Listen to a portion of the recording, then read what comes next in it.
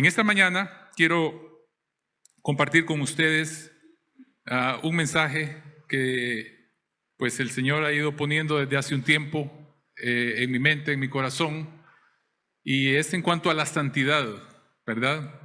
Vamos a hablar hoy en cuanto a la santidad. Y quiero hacer un par de preguntas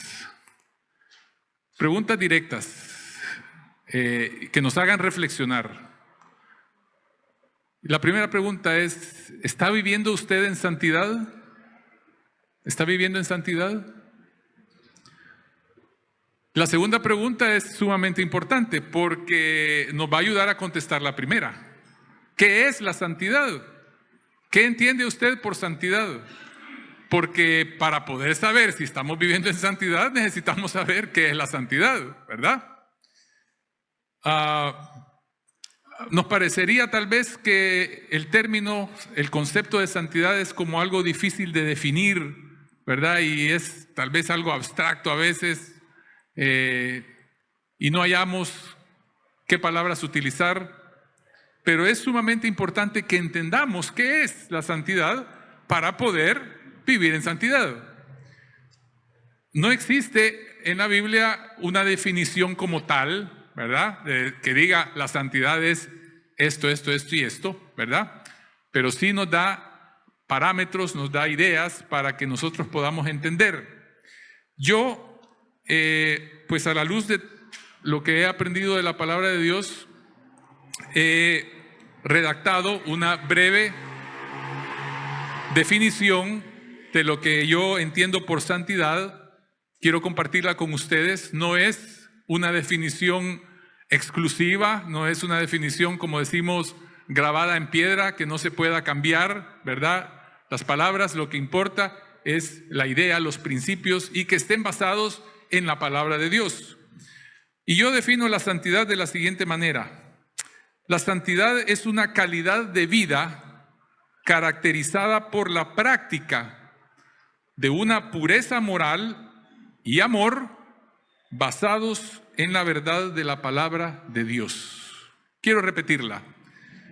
Es una calidad de vida caracterizada por la práctica de una pureza moral y amor basados en la verdad de la palabra de Dios. Bien, la palabra santidad puede evocar en nuestras mentes y en nuestros corazones diferentes ideas y sentimientos, ¿verdad? Puede ser una palabra que nos da cierto temor en cierta manera. ¿Por qué? Porque decimos, bueno, es que para poder alcanzar la santidad es algo imposible, ¿verdad? Está tan lejos de mis capacidades, de mis facultades, que mejor me olvido y no pienso en el tema y me dedico a otras cosas. Y muchos cristianos, pienso yo, me atrevería a decir, ¿verdad?, viven sus vidas más orientadas a actividades dentro de la iglesia.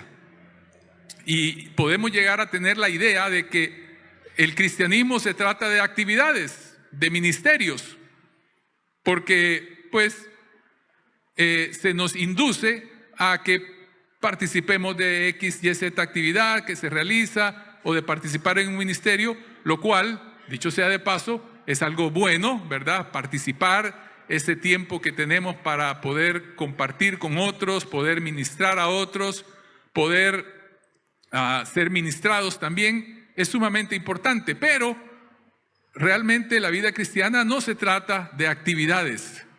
La vida cristiana es de santidad. Es lo que Dios quiere.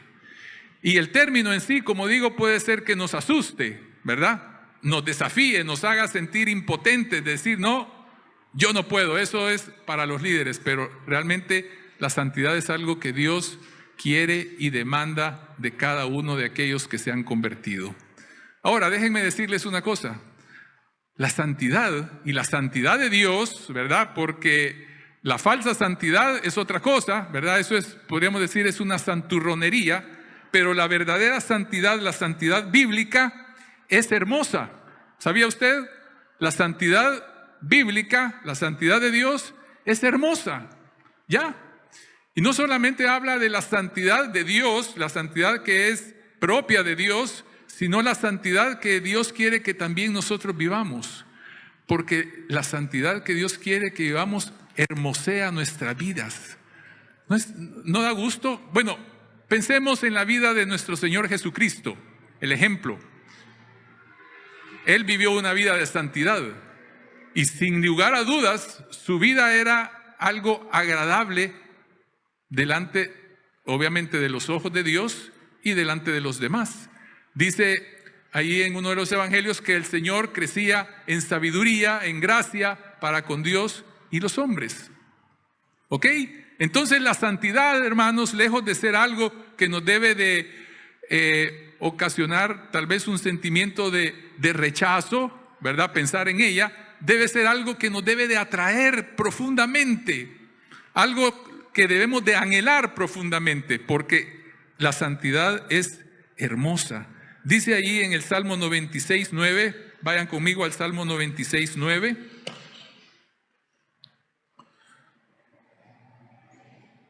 Dice lo siguiente: adorad a Jehová en la hermosura de la santidad, temed delante de él toda la tierra.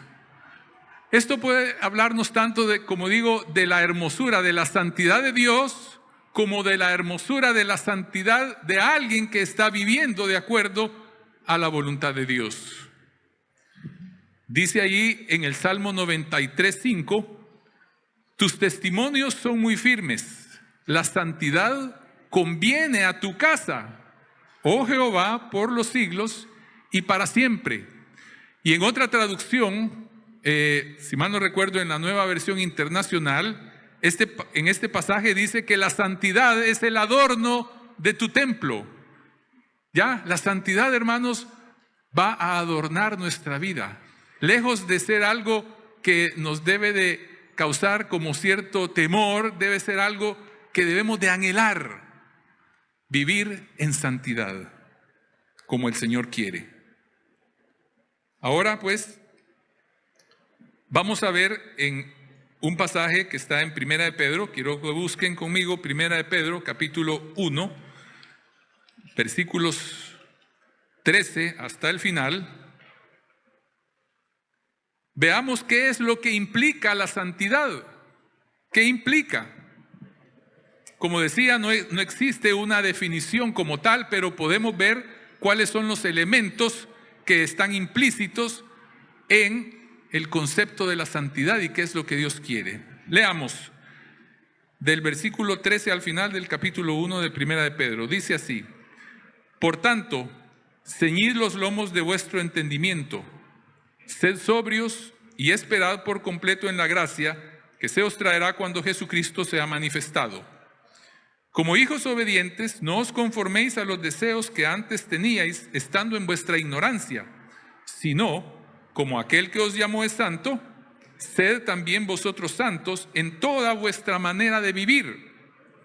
Porque escrito está: sed santos, porque yo soy santo.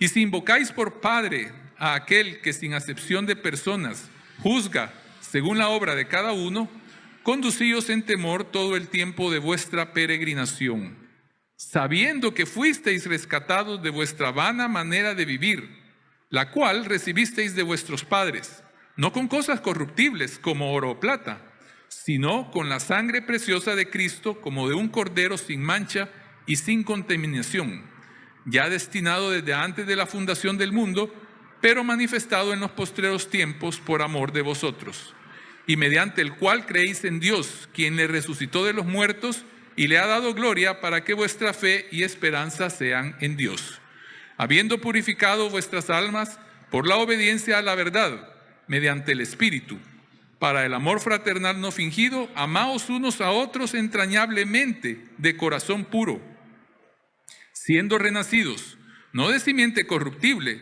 sino de incorruptible, por la palabra de Dios que vive y permanece para siempre. Porque toda carne es como hierba, y toda la gloria del hombre como flor de la hierba. La hierba se seca y la flor se cae, mas la palabra del Señor permanece para siempre. Y esta es la palabra que por el Evangelio os ha sido anunciada. Tenemos entonces aquí en los primeros versículos que está implícito en el concepto de la santidad. Y en primer lugar, dice aquí el apóstol Pedro, ceñid los lomos de vuestro entendimiento. Ceñid los lomos de vuestro entendimiento. Esta frase como que no nos hace mucho sentido, ¿verdad?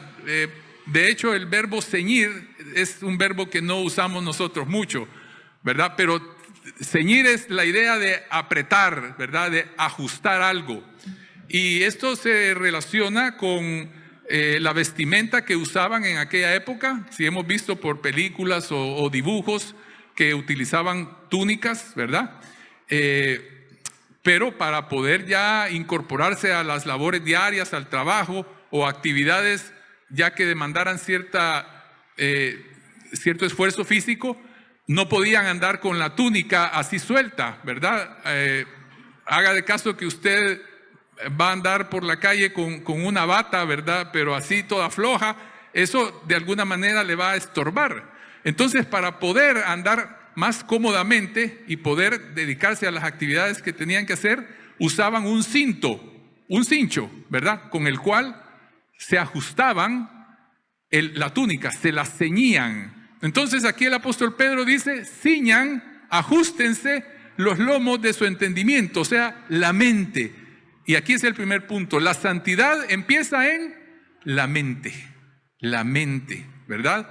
Pablo lo dice de otra manera, dice, transformaos por medio de la renovación de vuestro entendimiento. ¿Y cómo va a suceder esta renovación del entendimiento?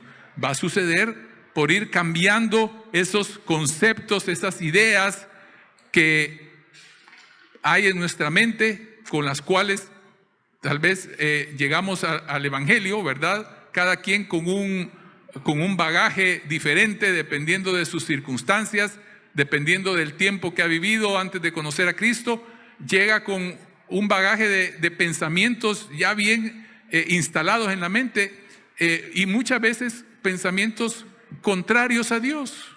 De hecho, dice el apóstol Pablo que la mente de un inconverso, la mente de una persona que no conoce al Señor, no entiende los pensamientos de Dios y no puede ajustarse a los pensamientos de Dios porque su mente es contraria. Una persona que no conoce al Señor es enemiga de Dios en su mente, aunque no se dé cuenta. Entonces, para poder vivir una vida santa, debemos de ajustar, debemos de ceñir ese entendimiento con la palabra de Dios, renovarnos con la palabra de Dios. Y por eso la Biblia es y debe ser central en nuestras vidas personales y en la vida de una iglesia.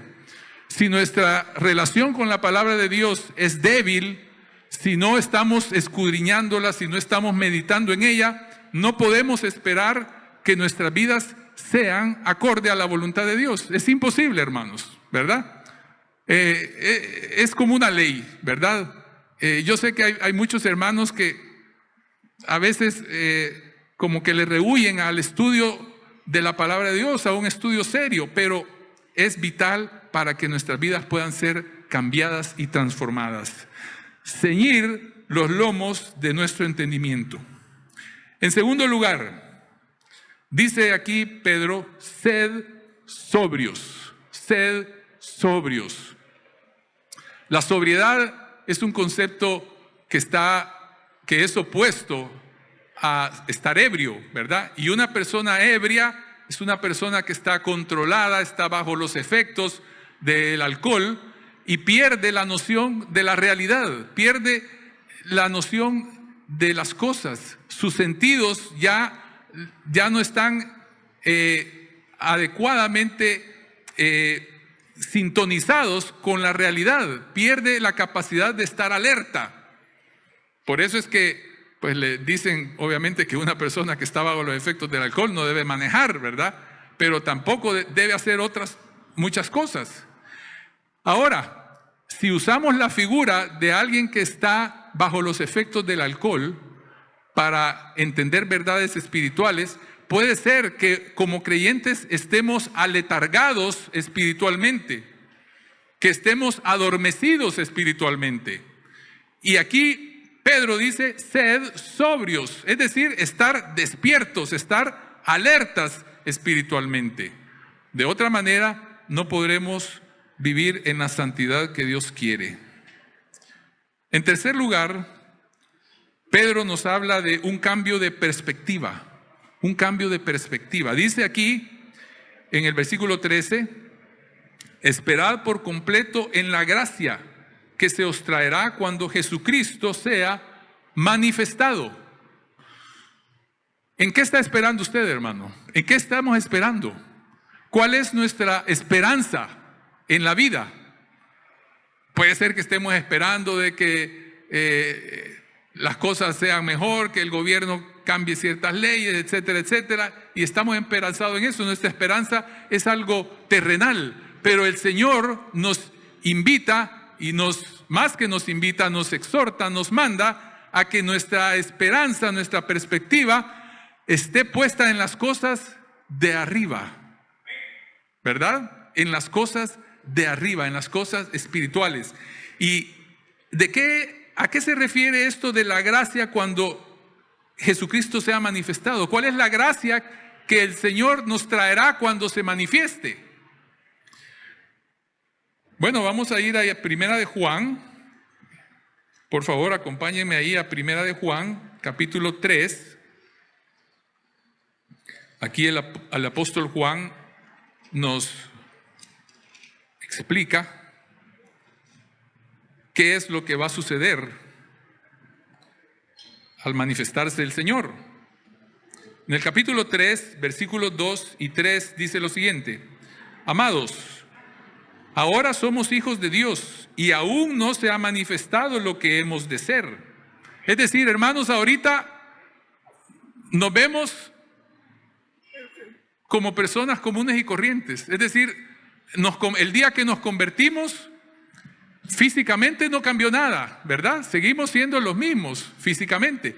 Lo que cambió fue en nuestro interior. Pero cuando venga el Señor, habrá un cambio total. Por eso dice aquí Juan, aún no se ha manifestado lo que hemos de ser en el futuro.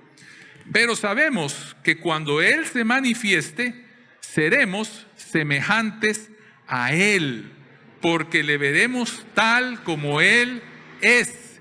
Esa es la gracia que se va a manifestar cuando Jesucristo venga. La gracia que nos va a traer. ¿Cuál? Va a transformarnos por completo, en un abrir y cerrar de ojos, dice. Lo que es lo corruptible se va a vestir de incorrupción y seremos entonces semejantes a Él. Esa es la perspectiva que debemos de tener si queremos vivir en santidad, porque dice aquí que el que tiene esa esperanza, ¿cuál esperanza? La esperanza de la venida del Señor, se purifica a sí mismo. ¿Qué significa esto? Bueno,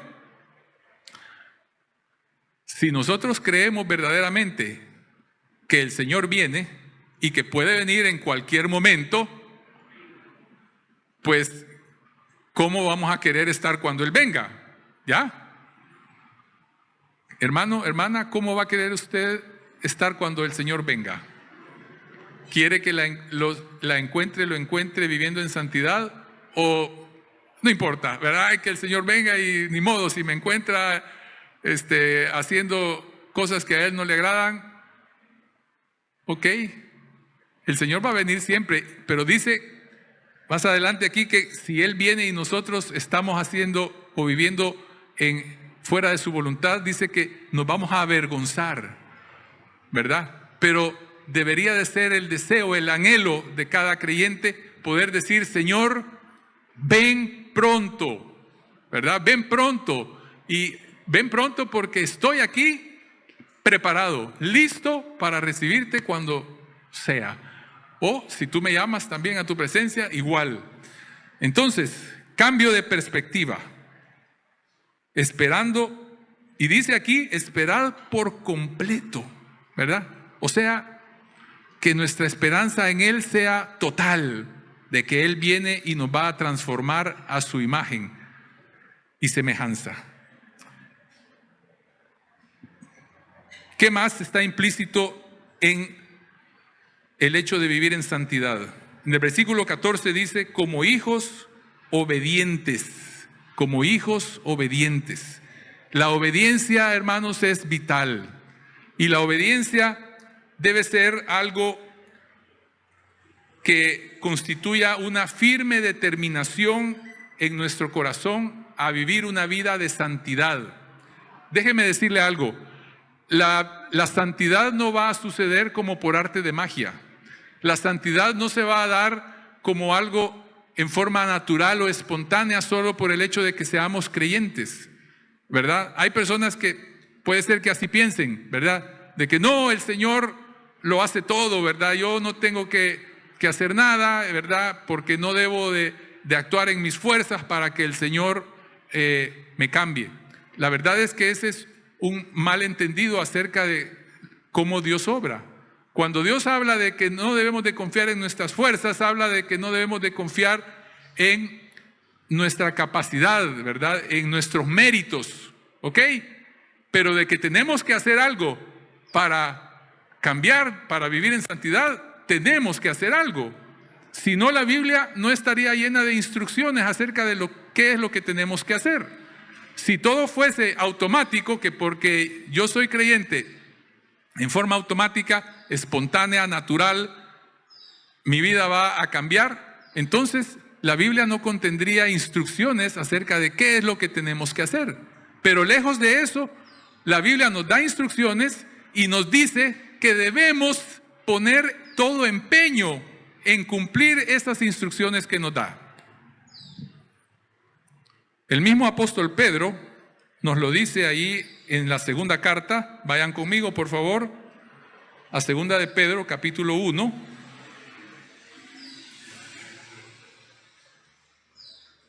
Segunda de Pedro, capítulo 1, versículos, vamos a leer desde del 4 y 5.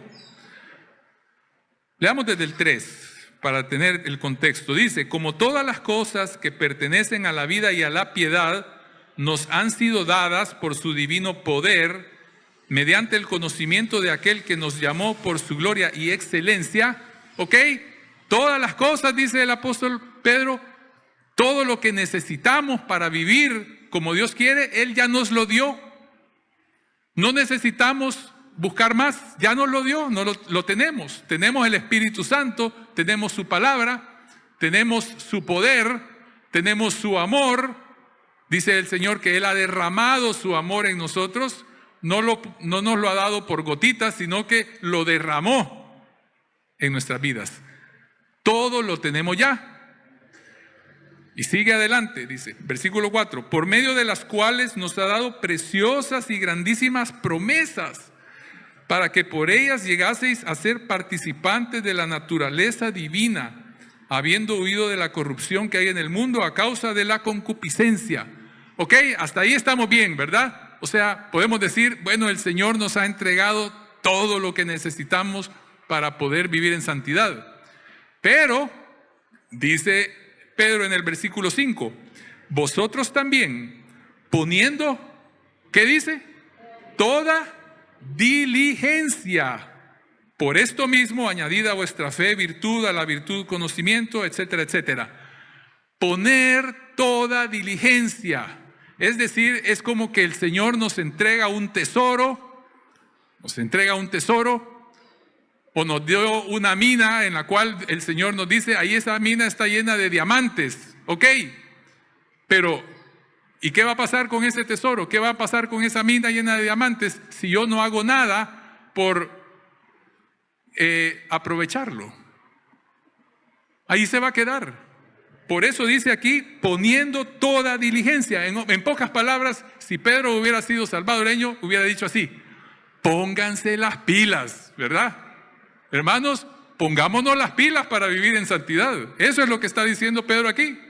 En otras palabras, póngase las pilas, ponga todo el esmero, todo el empeño, que sea una firme decisión de cada día, porque la vida es así, estamos en una batalla todos los días. La batalla no es solamente el día domingo, ¿verdad? A veces podemos creer que la batalla es el día domingo porque nos cuesta tomar la decisión de ir a la iglesia, ¿verdad? Nos cuesta levantarnos y el diablo quizás no quiere que vaya a la iglesia, etc. Hermanos, el día domingo probablemente tal vez la batalla se arrecia más, pero de lunes a sábado estamos en una batalla espiritual, por si no se había dado cuenta, ¿verdad? Dice el apóstol Pablo que nuestra lucha no es contra carne ni sangre, sino contra huestes espirituales de maldad. Miren, quizás si fuera contra carne y sangre sería más fácil, ¿verdad? La lucha, porque yo podría identificar, así, aquel es mi enemigo, ¿verdad? Y lo tengo bien identificado y puedo esconderme de él o sé cómo atacarlo y defenderme. Pero estamos luchando contra seres espirituales. Huestes, dice, de maldad en las regiones celestes, hablando de la esfera espiritual. Hermano, hermana, cada uno de nosotros, todos los que hemos conocido a Cristo como nuestro Salvador, estamos en una lucha espiritual diaria. Y cada día entonces tenemos que tomar la decisión de ser obedientes. Obediencia, como hijos obedientes. Debe haber una firme determinación para ser santo. No una cosa así de que es muy nebuloso, abstracto, sino una firme determinación. En quinto lugar, ¿qué implica la santidad? Versículo 14 dice: no os conforméis a los deseos que antes teníais estando en vuestra ignorancia. La mente, como digo, ahí es donde están alojados los pensamientos. Ahí es donde están alojados pensamientos contrarios hacia Dios. El viejo hombre, ahí está. Y existe una lucha diaria. No solamente tenemos una lucha contra huestes de maldad, sino una lucha en nuestro interior. ¿No es cierto? ¿Verdad? Que sí, que de repente vienen las tentaciones y decimos, ay, lo hago, no lo hago, y estamos ahí decidiendo si lo hacemos o no lo hacemos. Hermanos, la Biblia nos habla de esa lucha. Vamos a Gálatas capítulo 5. Gálatas capítulo 5, versículo 16 y 17. Aquí el apóstol Pablo lo dice de otra manera. Gálatas 5, 16 y 17. Digo pues, andad en el Espíritu y no satisfagáis los deseos de la carne, porque el deseo de la carne es contra el Espíritu, y el del Espíritu es contra la carne, y estos se oponen entre sí para que no hagáis lo que quisiereis. Todos, hermanos, todos los que somos creyentes estamos en esa lucha. Nadie se salva. Los pastores, solo por ser pastores, no crean ustedes que ya pasaron a una esfera diferente donde ya están libres de luchas. No, ellos tienen las mismas luchas que cualquiera de nosotros que estamos sentados aquí. Y ahí está, en nuestro interior, el deseo, el espíritu contra la carne, luchando, ¿verdad? Para algunos esa lucha tal vez es más tremenda que para otros, pero siempre hay una lucha que puede ser más grande en ciertas épocas que en otras. Pero no debemos de conformarnos a esos deseos de nuestra vieja naturaleza. Conformarse quiere decir adoptar la forma de algo, ¿ya? Pablo lo dice siempre también ahí en Romanos, dice: no os conforméis a este siglo. No adoptemos la forma de este siglo, refiriéndose a la forma de pensar, a los pensamientos, a los valores, a los principios de este mundo. No quiere decir que salgamos del mundo. La santidad no consiste en irse a un monasterio allá alejado, ¿verdad?, del mundo y vivir solamente cantando y alabando a Dios. Bueno, quizás la mayoría o algunos hemos tenido esta experiencia de ir a un retiro, ¿verdad? A un campamento, y qué bonito, ¿no es cierto? ¿Verdad? Aunque sea un día, uno siente, wow, que salió del mundo y está en una esfera diferente, y allá con los hermanos reunidos y cantando. Y ahí digamos que es relativamente fácil ser santo, pero no estamos para estar excluidos, aislados, alejados del mundo físicamente, pero sí debemos de alejarnos del mundo en nuestra mente, en nuestro espíritu. No debemos conformarnos a este siglo, a la forma de pensar del mundo, a sus valores. Pablo lo dice también en Efesios y lo dice de la siguiente manera: esto pues digo y requiero en el Señor, que ya no andéis como los otros gentiles, que andan en la vanidad de su mente, teniendo el entendimiento entenebrecido, ajenos de la vida de Dios, por la ignorancia que en ellos hay, que en ellos hay por la dureza de su corazón. Y más adelante dice en el versículo 22 de Efesios 4, en cuanto a la pasada manera de vivir, despojaos del viejo hombre que está viciado conforme a los deseos engañosos. El viejo hombre está viciado, hermanos, siempre está ahí. Y renovaos, aquí viene, renovaos en el espíritu de ¿qué dice? De vuestra mente.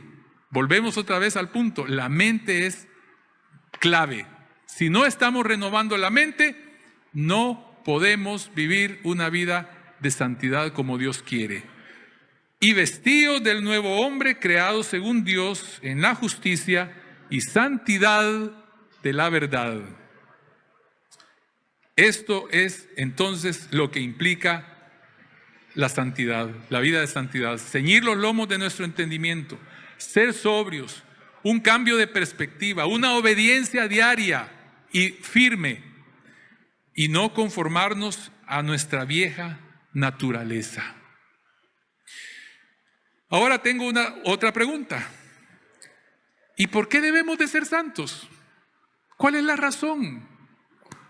¿Por qué no simplemente asistimos a la iglesia los domingos, ya sea regularmente o de vez en cuando, y ya simplemente, y tal vez participamos de algún ministerio, es decir, algo así como maquillar nuestra vida, ¿verdad? Y no hablemos de cambios radicales, sino cosas más tranquilas. Pero ¿por qué razón Dios nos dice que debemos de vivir en santidad? Yo encuentro en este pasaje 5 razones por las cuales debemos vivir en santidad. Y la primera, que es la más obvia, es la que Dios dice ahí: sed santos. ¿Por qué? Porque yo, dice, soy santo.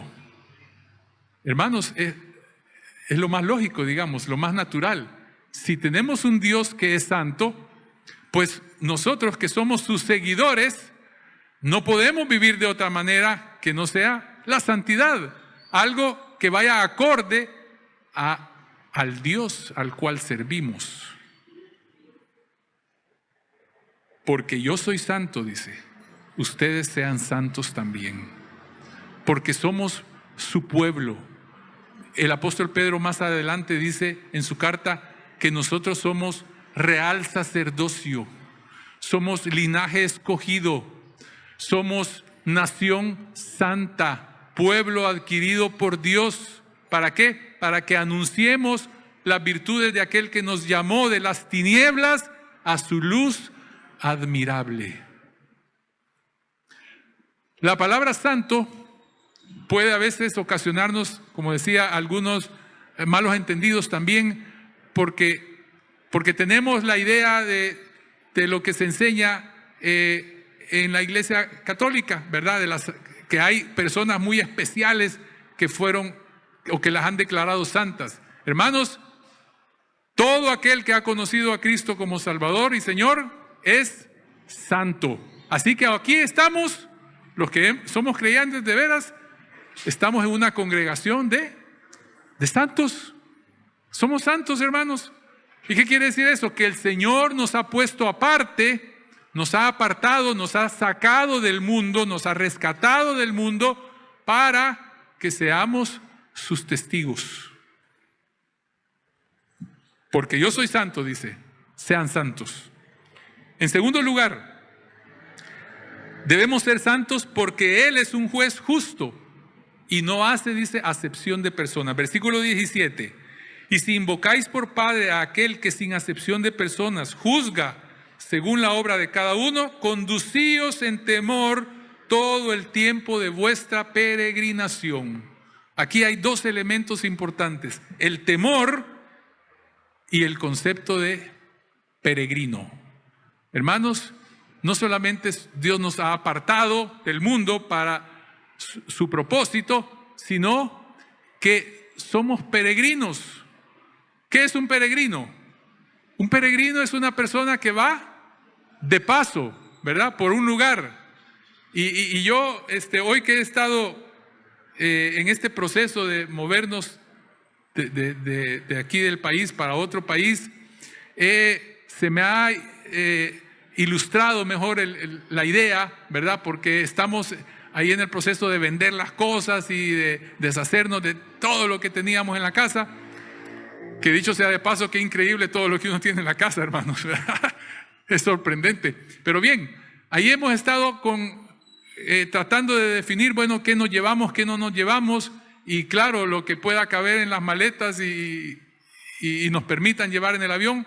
Pero he tenido que aceptar que hay muchas cosas que me gustaría llevarme, pero no me las puedo llevar. ¿Ya?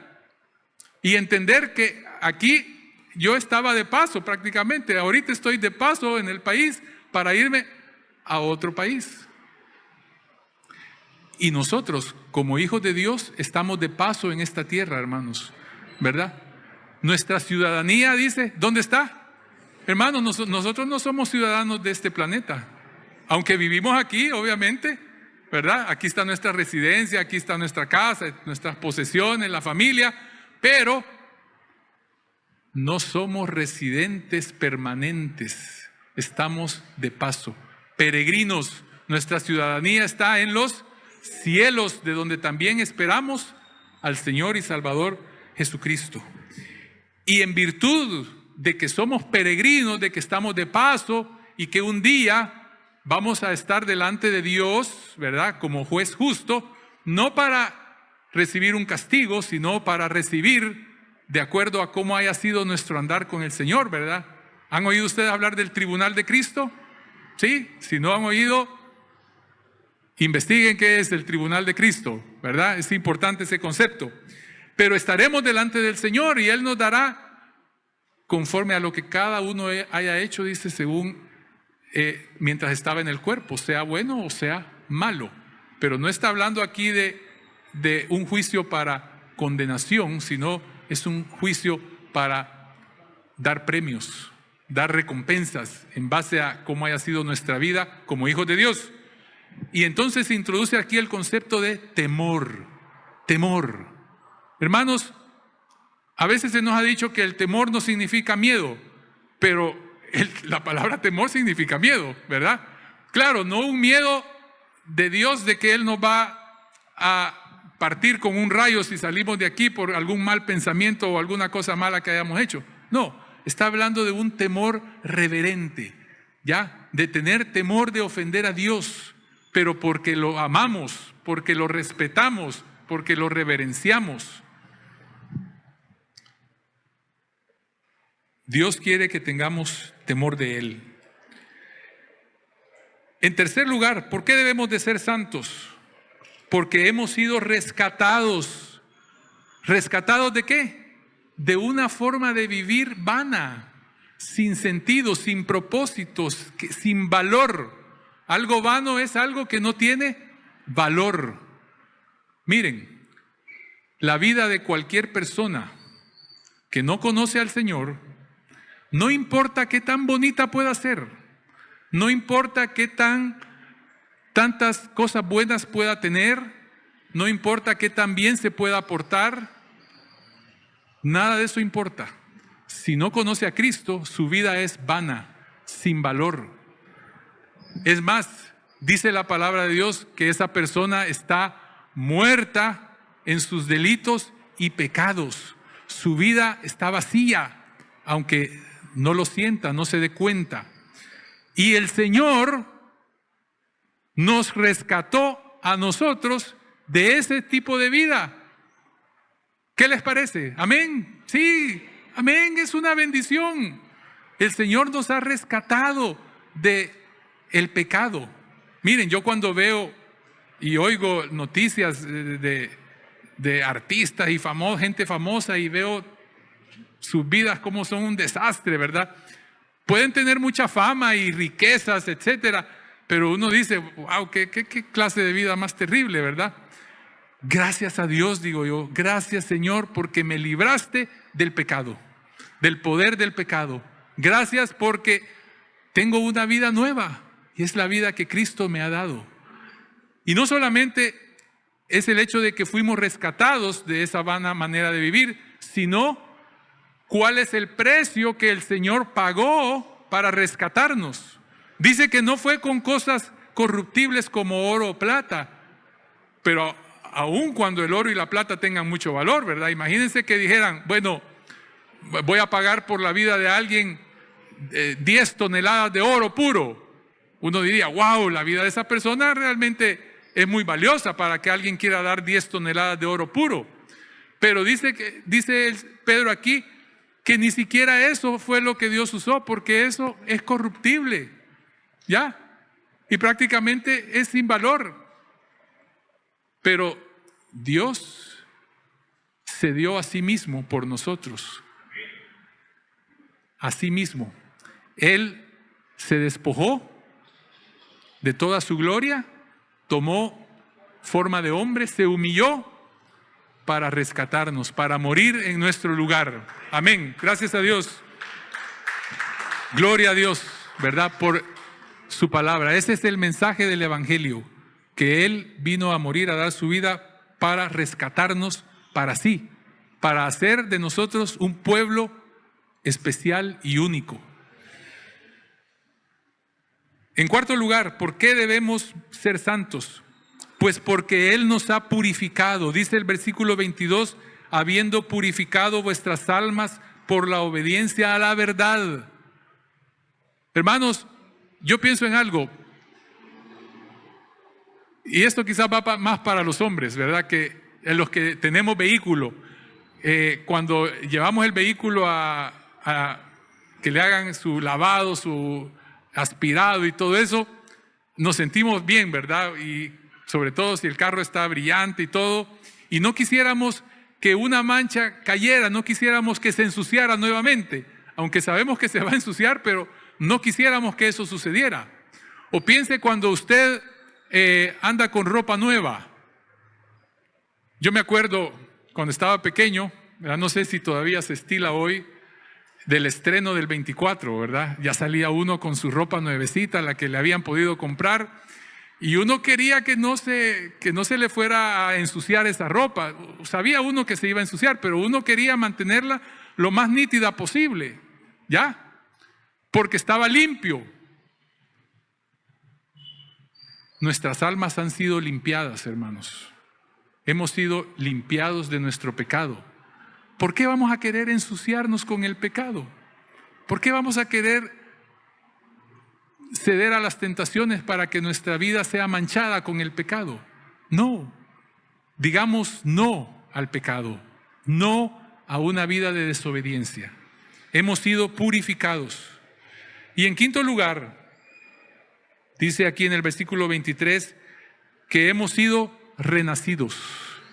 Hemos sido renacidos. Estábamos muertos, como digo, en nuestros delitos y pecados. Y como el Señor le dijo a Nicodemo, os es necesario nacer de nuevo, porque el que no nace de nuevo no puede ver el reino de Dios. Así de simple y de sencillo y de profundo a la vez. Quien no nazca de nuevo no puede ver el reino de Dios. Y nosotros hemos sido renacidos. Dios nos ha hecho nacer de nuevo. Él ha puesto su vida en nosotros. Él infundió ese aliento de vida nuevamente en nosotros. Y si hoy nosotros anhelamos buscar a Dios, si nosotros anhelamos obedecer a Dios, si nosotros anhelamos agradar a Dios, no es por nuestros méritos, es porque Él ha puesto su vida en nosotros, es por su gracia, porque hemos nacido de nuevo. Así que, hermanos, tenemos suficientes motivos, suficientes razones para ser santos, para vivir una vida de santidad. Porque Él es santo, porque Él es un juez justo, porque hemos sido rescatados de una vida vana, porque hemos sido purificados, porque hemos renacido, somos nuevas criaturas. Las cosas viejas pasaron, dice, he aquí todas son hechas nuevas. Y debemos de andar en novedad de vida, una vida que se manifieste todos los días, en todo lugar, en todo momento. Como dice aquí Pedro, sed también vosotros santos en toda vuestra manera de vivir, en toda, no solo en ciertas áreas. Dios no quiere solamente tocar ciertas áreas, no quiere afectar solamente ciertas áreas, quiere afectar la totalidad de nuestro ser, la totalidad de nuestra vida, y que podamos de esa manera ser entonces testigos de su gloria, testigos de su verdad, de su santidad, de su amor. Hermanos, miren, cuando nos reunimos aquí es fabuloso, ¿verdad? Es un tiempo, como decía el hermano, excelente, hermoso, ¿verdad? Da gusto saludarnos entre nosotros y vernos y abrazarnos y desearnos buenas cosas, saber de lo que está pasando en nuestras vidas, pero este es solamente una fracción de tiempo en toda la semana, ¿ya? El resto del tiempo, ¿dónde estamos? En nuestro trabajo, en nuestras casas, en la calle. Allí es donde debemos de brillar. Allí, luminarias en el mundo, en un mundo que está en tinieblas, en oscuridad, perdido. Allí es donde debemos de brillar con toda intensidad. Y solamente va a ser posible que brillemos si estamos viviendo en santidad. De lo contrario, nuestro testimonio va a ser inefectivo, ¿verdad? El testimonio que Dios quiere que demos no es solamente aquí, en la iglesia, es afuera, allá donde la gente no conoce al Señor.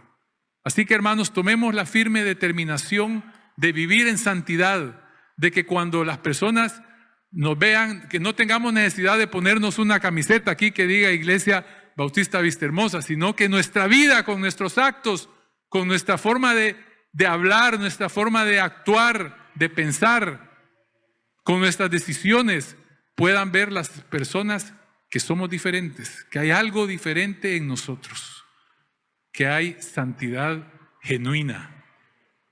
Oremos para que el Señor nos ayude. Padre amado, gracias te damos por la santidad que viene de ti, Señor, que tú compartes con nosotros. Como dice tu palabra, qué hermoso, qué maravilloso es alabarte y adorarte en la hermosura de la santidad, Señor.